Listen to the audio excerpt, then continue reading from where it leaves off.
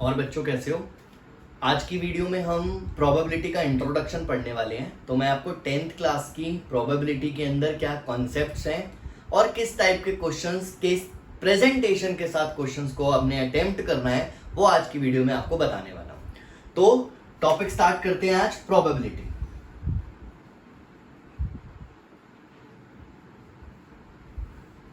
देखो प्रोबेबिलिटी का मतलब क्या होता है। हम किसी भी चीज को पूरी सर्टेनिटी के साथ कभी नहीं बता सकते। आज बारिश आने वाली है या नहीं बता सकते। वो ज्यादा तेज बाइक चलाएगा तो गिरेगा या नहीं गिरेगा। अगर हम एक डाई को रोल कर रहे हैं तो क्या उसमें 4 आएगा 5 आएगा नहीं आएगा। ये हम किसी भी चीज को सर्टेनिटी के साथ पूरी तरह से नहीं बता सकते। अगर कोई बंदा बाइक तेज चला रहा है और वो एक बाइक रेसर है तो इसका मतलब क्या हुआ कि उसके गिरने के चांसेस कम है। ऑब्वियसली वो बाइक रेसर है, उसको प्रैक्टिस है उस चीज की, वो चलाता ही बाइक तेज है। लेकिन अगर एक नॉर्मल बंदा बाइक तेज चला रहा है तो उसके गिरने के, उसके एक्सीडेंट के चांसेस ज्यादा हैं। तो हम दोनों ही सिचुएशंस को पूरी सर्टेनिटी के साथ नहीं बता सकते, क्योंकि जब वो बाइकर रेसिंग कर रहा होगा तो भी उसके गिरने के चांसेस होते हैं, और अगर कोई नॉन रेसर होगा और वो तेज बाइक चला रहा है तो भी ऐसा हो सकता है कि वो शायद ना गिरे, शायद उसका एक्सीडेंट ना हो। अगर हम एक कॉइन को टॉस कर रहे हैं तो हेड आए या टेल आए कोई नहीं बता सकता। तो सबसे अच्छा, सबसे बेस्ट वे कि कोई भी चीज हो सकती है या नहीं हो सकती, उसको समझने के लिए हम ये चैप्टर प्रोबेबिलिटी पढ़ते हैं। ठीक है, मान लेते हैं कि एक डाई है, हमने एक डाई को रोल किया। ये एक डाई है हमारे पास, सबको पता है कि this is a die, is this kind of, सबको पता है कि डाई इस तरीके से होता है। नंबर्स होते हैं इसके ऊपर डॉट्स, दिस इज 1 2 3, इस तरह से 4 5 एंड 6। देयर आर 6 फेसेस क्योंकि ये क्यूब होता है, और इसके ऊपर 6 नंबर्स कुछ इस तरह से होते हैं।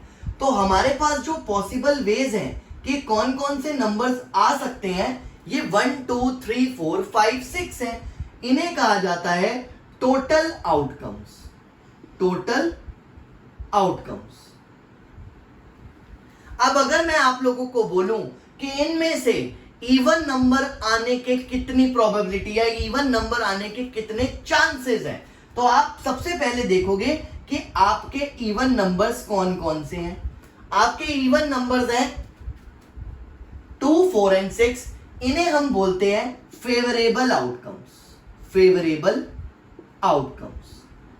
और प्रोबेबिलिटी निकालने का सबसे आसान तरीका होता है, प्रोबेबिलिटी वो होती है number of favourable outcomes divided by number of total outcomes.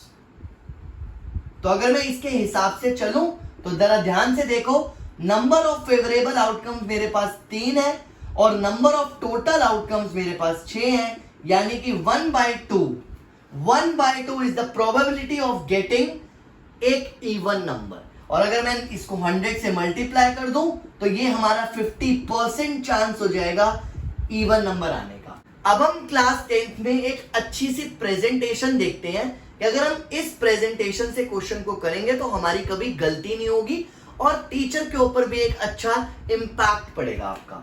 Like इसी क्वेश्चन को लेते हैं, find the probability of getting an even number in throwing a die. Rolling भी हो सकता है, अ डाई। तो सबसे पहले आप लेट करोगे E B the event of getting an even number.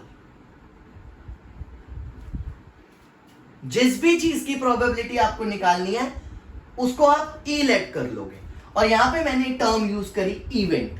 Event का मतलब होता है किसी भी चीज का होना। अगर आप डाई को रोल कर रहे हो तो 1 भी आ सकता है, 2 भी आ सकता है, 3 भी आ सकता है, 4 भी आ सकता है, 5 भी आ सकता है, 6 भी आ सकता है। तो ये सारे के सारे इवेंट्स हैं किसी भी चीज का होना। लाइक अगर आप एक कॉइन को टॉस कर रहे हो तो हेड आना भी एक इवेंट है और टेल आना भी एक इवेंट है। तो यहां पर जो भी चीज जिसकी भी प्रोबेबिलिटी आपको क्वेश्चन में निकालनी है, जैसे इस क्वेश्चन में साफ साफ पता चल रहा है कि इवन नंबर की प्रोबेबिलिटी निकालनी है, तो आप उस इवन नंबर की प्रोबेबिलिटी को निकालने को एक इवेंट बोलोगे और उसका नाम दे दोगे ई। तो हमेशा इसी तरह से ध्यान रखना है कि जिसकी भी प्रोबेबिलिटी निकालनी है उसको ई लेट कर लेना। And S be the sample space, S be the sample space. अब मैं यहां पे सैंपल स्पेस टर्म यूज कर रहा हूं, इसका मतलब होता है टोटल आउटकम्स। तो ये एक अच्छी प्रेजेंटेशन होती है जो आपके आगे भी काम आएगी।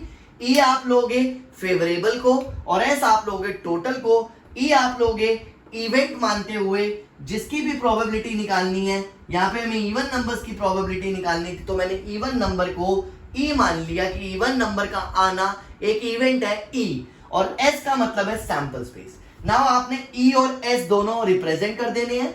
ई आपको पता है, पहले एस को रिप्रेजेंट कर दो। एस का मतलब है सैंपल स्पेस, तो 1 2 3 4 5 6 इस तरह से आप सैंपल स्पेस को बताओगे। और ई का मतलब है इवन नंबर्स का आना 2 4 6।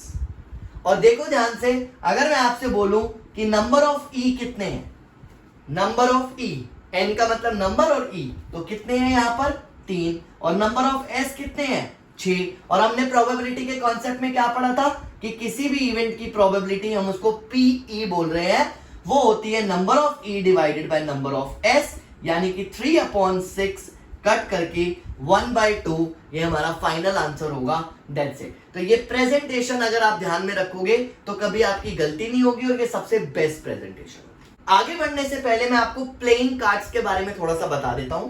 प्लेइंग कार्ड्स, क्योंकि यहीं पर ज्यादातर प्रॉब्लम होती है। प्लेइंग कार्ड्स की बात कर रहे हैं। There are 52 cards. यहां पर मैं जोकर वोकर को इंक्लूड नहीं कर रहा। तो 52 कार्ड्स होते हैं, जिसमें से 26 कार्ड्स हमारे रेड कार्ड्स होते हैं, रेड कार्ड्स, और 26 कार्ड्स जो होते हैं वो ब्लैक कार्ड्स होते हैं। तो 52 कार्ड्स दो पार्ट में डिवाइडेड है, 26 लाल और 26 काले। अगर मैं आगे देखूं तो लाल में 13 के दो पेयर्स मैंने कर दिए, दो तरह के रेड कार्ड्स होते हैं। तो यहां पर हो गया डायमंड्स, जो इस तरह से आपको दिखेगा, देख लेना ये रेड कलर का होता है अगर आपके सामने कोई कार्ड हो तो। और इसके अलावा हमारे पास होगा हार्ट, जो इस तरह से होगा कुछ, ठीक है। ब्लैक कार्ड्स की बात करें, 13 आपके पास होंगे स्पेड, स्पेड कुछ इस तरह से होगा। ड्राइंग पर मत जाना मेरी, वो बड़ी बेकार है।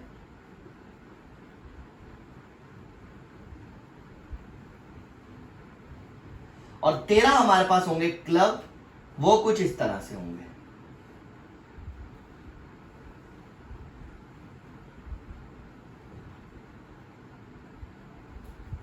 तो ये मैंने आपके सामने बनाए, 13 डायमंड्स, 13 हार्ट, 13 स्पेड्स और 13 क्लब। तो ये हमारे पास 13 होते हैं 4। इसके बाद आपको याद रखना एस, जो ए होता है, इक्का बोलते हैं जिसको, दिस इज ए, ये आपको मिलेगा। 4 कार्ड्स होते हैं, 2 रेड और 2 ब्लैक। जैक इज जे, ये भी 4 होते हैं, 2 रेड 2 ब्लैक।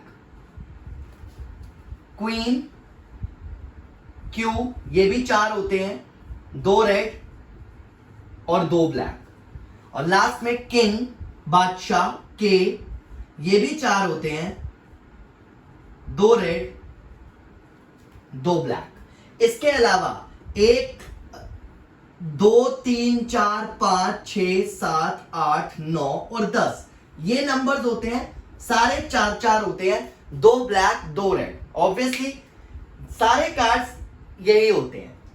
अगर मैं एस की बात करूं तो चारों तरह का एस होगा, एक डेक में चारों तरह का एस होगा। डायमंड का भी होगा, हार्ट का भी होगा, स्पेड का भी होगा और क्लब का भी होगा। 2 नंबर की बात करूं, दुग्गी किसे कहते हैं, तो वो भी डायमंड की भी होगी, हार्ट की भी होगी, स्पेड की भी होगी, क्लब की भी होगी। 3 नंबर की बात करूं, वो भी चारों तरह का होगा। इसी तरह से ये सारे के सारे कार्ड्स जो हैं वो 4-4 होते हैं और डायमंड, हार्ट, स्पेड और क्लब चारों कवर करते हैं। अच्छा, अगर मैं एक लास्ट चीज बोलूं फेस कार्ड्स की, तो फेस कार्ड्स में जैक, क्वीन और किंग ही आएंगे, यानी कि ये 12 होंगे टोटल। मतलब कि 4 जैक, 4 क्वीन, 4 किंग, ये होंगे हमारे फेस कार्ड्स। तो आगे बढ़ने से पहले मैंने इसलिए बताया क्योंकि सबसे ज्यादा कंफ्यूजन बच्चों को यही रहती है कि कार्ड्स कौन कौन से टाइप के होते हैं। तो जब ये चीज अच्छे से क्लियर हो जाएगी तो प्रोबेबिलिटी की प्रेजेंटेशन तो मैंने आपको बताई है, जैसा मर्जी क्वेश्चन आए सेम तरीके से आप अटेम्प्ट करोगे। इसके ऊपर भी मैं 2 क्वेश्चन आपको और बताता हूं। मान लो ऐसा क्वेश्चन आया, find the probability of getting a black card drawn from a pack of 52 cards। तो बिल्कुल सिंपल है, जिसकी प्रोबेबिलिटी निकालनी है, let E be the event of getting black card, जिसकी प्रोबेबिलिटी निकालनी है black card, and S be the sample space, S be the sample space। अब यहां पे मैं E को एक्सप्रेस तो कर नहीं सकता 1 2 3 4 5 6 जैसे पिछली बार किया था, या S को, तो यहां पर मैं सीधा नंबर ऑफ E लिखूंगा। तो नंबर ऑफ ब्लैक कार्ड्स कितने होते हैं 26, तो वो याद रखने पड़ेगा, रिकॉल रखना पड़ेगा, जो मैंने थोड़ी देर पहले बताया। और number of S, total cards कितने होते हैं 52, फॉर्मूला बना दो, probability of E is equal to number of E divided by number of S, यानी कि 26/52। अगर यही मैं बोलता कि also find the probability of kings, तो 2 प्रोबेबिलिटी निकालनी है, तो मैं इसको E1 ले लेता और लेट कर लेता E2 B the event of getting a king. तो देखो नंबर ऑफ किंग्स कितने होते हैं 4, सैंपल स्पेस में कितने नंबर्स होंगे 52, और प्रोबेबिलिटी ऑफ E2 कितनी होगी 4/52। तो this is 1/13 and this will be our answer. तो मैंने आज बेसिक सा आपको एक मतलब बताया कि प्रोबेबिलिटी क्या होती है, प्रोबेबिलिटी निकालने की एक प्रेजेंटेशन दी है। जब आप क्वेश्चंस करोगे तो आपको अपने आप क्लियर होगा, बहुत बेसिक सी चीज है। जिसकी भी प्रोबेबिलिटी निकालनी है आप उसको एक इवेंट मान लो, EF, GH कुछ भी ले सकते हो। S हमेशा सैंपल स्पेस को डिनोट करेगा और सैंपल स्पेस का मतलब होता है total number of outcomes. Number of E और नंबर ऑफ S का ही मेन काम होता है, वो लिखने के बाद प्रोबेबिलिटी फेवरेबल अपॉन टोटल होती है। तो ये प्रेजेंटेशन सबसे बढ़िया प्रेजेंटेशन है जो आप लोगों को आगे 11th क्लास और 12th क्लास में भी काम आएगी। तो मेरे हिसाब से आप इस प्रेजेंटेशन के साथ क्वेश्चंस प्रैक्टिस करके देखना, और अगर कोई डाउट आता है तो मुझे व्हाट्सएप करके आप बता सकते हो। ठीक है, थैंक यू सो मच।